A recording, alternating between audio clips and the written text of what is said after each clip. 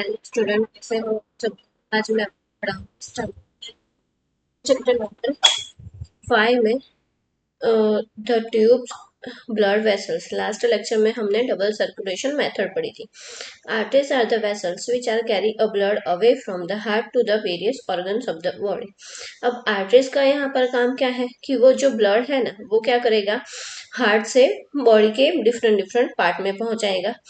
Since the blood emerges from the heart and under the high pressure, arteries have the thick and the elastic wall. Arteries की जो wall होती है वो कैसी होती है? thick और elastic wall होती है।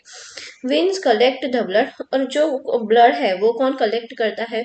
Veins जो है वो collect करती है from the different organs and the bring back the heart.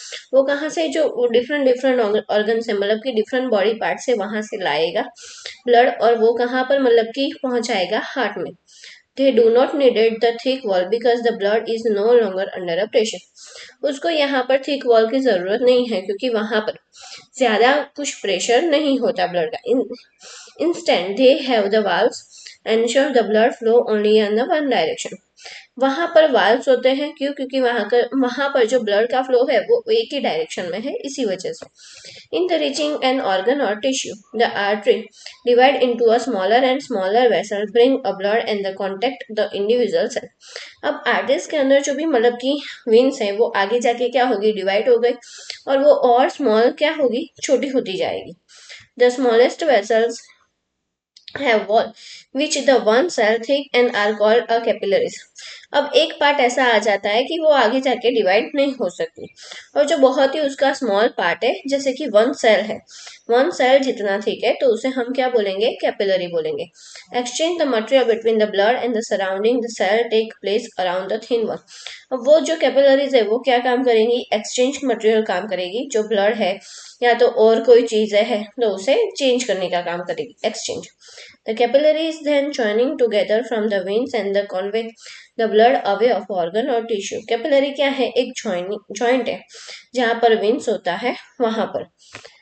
Maintenance by the plates. What happens if this system of a tube develop a leak? अब क्या होगा जब भी कोई यहाँ पर ब्लड है वो लीक हो रहा है तब। The think about the situations when we are injured and the start bleeding.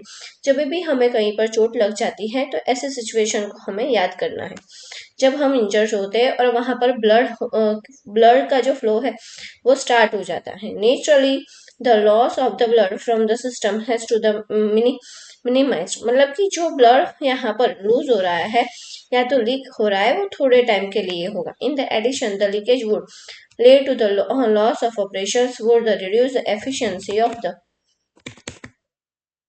pumping system and avoid the blood as the plates and the cell are circulated around the body and the plug this leak, helping the clot and the blood at this point of the injury. जहाँ पर मतलब कि हम इंजर हुए हैं वहां पर थोड़े टाइम के लिए वो ब्लड क्या होगा, लीकेज होगा, बट जैसे जैसे मतलब कि थोड़ा टाइम जाएगा वहां पर ब्लड का जो फ्लो है वो क्या होगा, जमा होगा।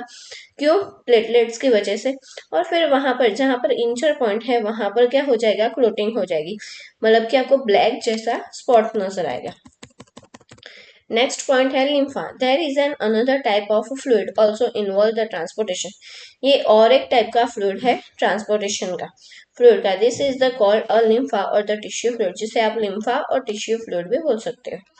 Through the pores present in the wall of the capillaries, the some amount of a plasma, protein and the blood cell escape into the intracellular space. जब भी यहाँ पर कैपिलरीज में ब्लड आता है तो वहां पर कैपिलरीज में पोर्स होते हैं, तो उसमें से ब्लड है, प्लाज्मा है, प्रोटीन है, वो कहाँ पर चले जाते हैं, बाहर चले जाते हैं कैपिलरीज में से। तो जहां पर उनके पीछे जो खाली जगह है वहां पर क्या होगा, टिश्यू या तो फ्लूइड है वो मतलब कि प्रेजेंट होगा। लिम्फा मतलब कि कैपिलरीज है उनके तुरंत पीछे या तो कोई टिश्यू है या तो फ्लूइड है, जिसे हम क्या बोलेंगे, लिम्फा बोलेंगे, वो प्रेजेंट होगा। It is the similar to the plasma blood but colourless. वो प्लाज्मा जैसा ही है बस इसका कलर नहीं है। कंटेन अ लेस प्रोटीन, उसमें प्रोटीन नहीं होता। Lymph drain into a lymphatic capillaries from the intracellular space. Lymph क्या काम करेगा, जो ड्रेनेज है मतलब कि कैपिलरीज में से जो ब्लड या तो फ्लूइड लीक हो रहा है वो क्या करेगा, इंट्रासेलुलर स्पेस में आएगा, और जो इंट्रासेलुलर स्पेस है वहां पर क्या प्रेजेंट होगा, लिम्फा प्रेजेंट होगा। तो वो क्या करेगा, जो फ्लूइड लीकेज हुआ है वो लिम्फा के अंदर आ जाएगा। We join large of lymph vessel finally open in the large, और वो आगे जाके ज्वाइंट होता है लिम्फेटिक लार्ज वेसल्स में, और उनसे भी आगे लार्ज वेसल्स में वो ब्लड या तो फ्लूइड जो भी है वो जाएगा। Lymph carry a digested and absorb fat in intestine and drains excess fluid of extra cellular space back into the blood. हम लिम्फा क्या काम करता है, उसके दो काम है कि जो डाइजेस्टेड फूड है और या तो जो हमने फैट को एब्जॉर्ब किया है उसे इंटेस्टाइन में लाना, और फिर जहाँ पर ड्रेनेज है मतलब कि लीकेज हो रहा है फ्लूइड, वहां पर उस फ्लूइड को लेकर वापस किस में डालना, वापस ब्लड में डालना।